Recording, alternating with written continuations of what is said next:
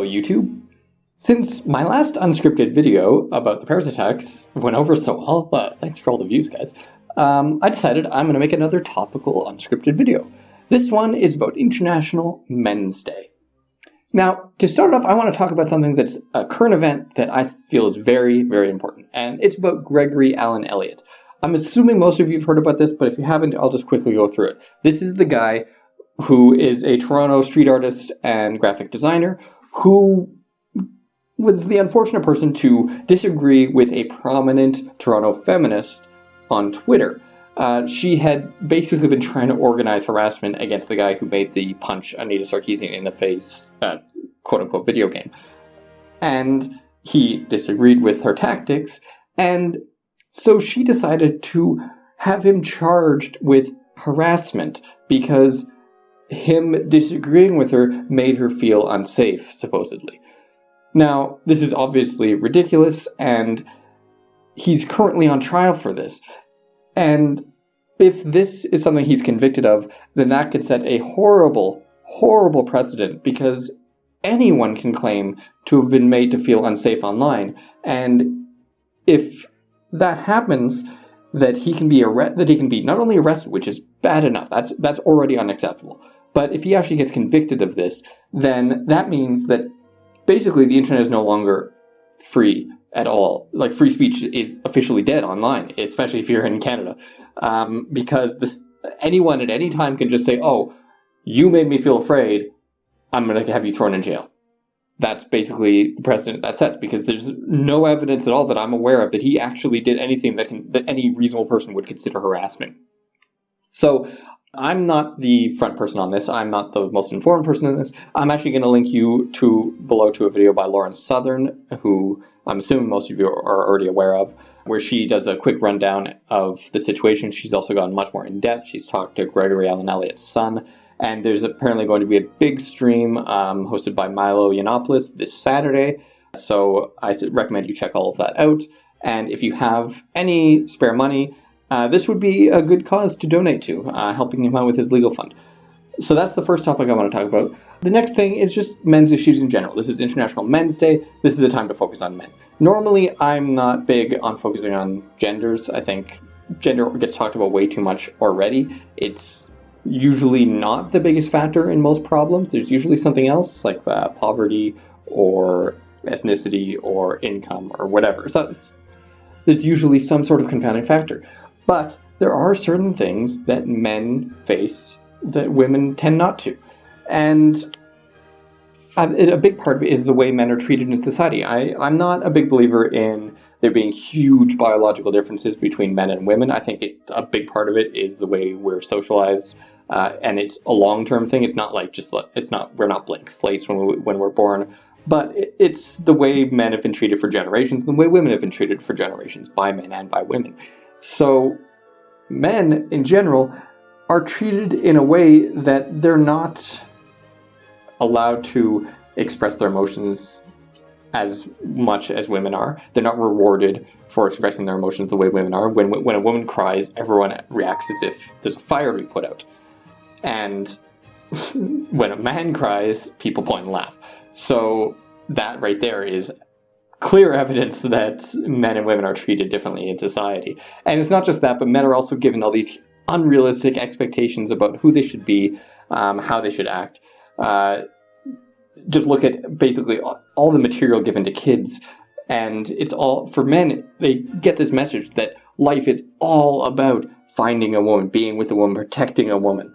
And then they go through life and they find out, oh, women don't actually want me. I'm not attractive enough, or I'm not successful enough, or I'm not interesting enough, or I'm not charming enough.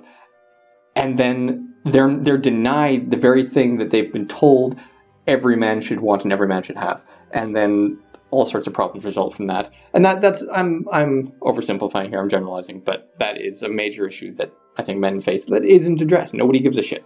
And there's all sorts of other issues. I recommend you talk to some reasonable men's rights activists. There's lots online. I'll link to a few down below. Felthrop Return, Spinosaurus King. There's a lot more. And they can tell you in detail about men's issues. Also, This is a good point to plug Dr. Randomricam. Again, I probably plugged him before. He is a men's rights entertainer. So if you want to hear about, things like domestic violence and circumcision, but laugh and enjoy yourself in the process, he's the guy to check out. But for me, the main issue I worry about is that there is an active push against people who want to talk about men's issues. If you have the gall to say that, oh, yeah, I understand women have issues, but there are certain things that men have it worse. There are certain ways that men on average have it worse. You are instantly called, oh, you're a sexist, you're a misogynist, you are a horrible, horrible person because men are paid more. There are more men CEOs. Some men have it better than everyone else. Therefore, men don't have issues. Therefore, if you want to talk about men's issues, go fuck yourself. And that is a ridiculous and authoritarian, terrible way of dealing with issues. If a group is able to present evidence that they have a specific problem that affects them and it affects their group more than any other group, then we should treat that seriously, regardless of what that group is. Okay, if men are committing suicide more, we should be devoting resources and attention to figure out why that is and if there's a way to stop it.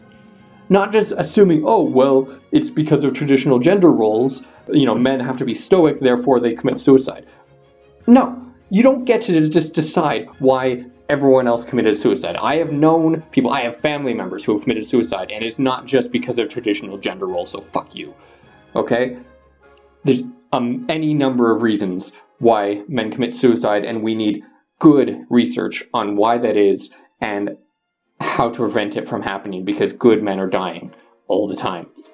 And sorry, I got a bit of I got a bit emotional there. To me, if you subscribe to me, I care about looking at problems and finding solutions to them. And right now, that's not being allowed for men's issues. People who want to produce solutions to problems are being silenced, are being shut down.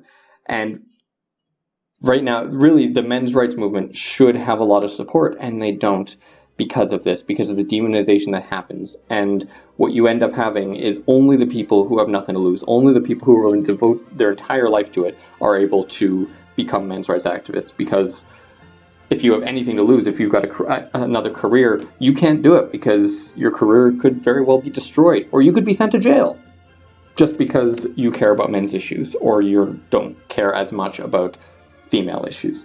And that's a horrible thing in society. And the only way to change it that I know of is to make people more aware of what's really going on in the world and the fact that men do have issues. So take this day, it's International Men's Day, take this day to educate yourself about the issues that men face.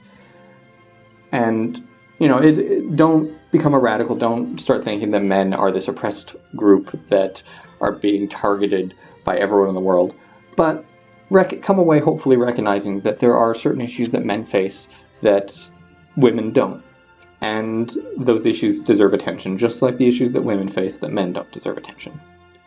Okay, so that's what I wanted to say today.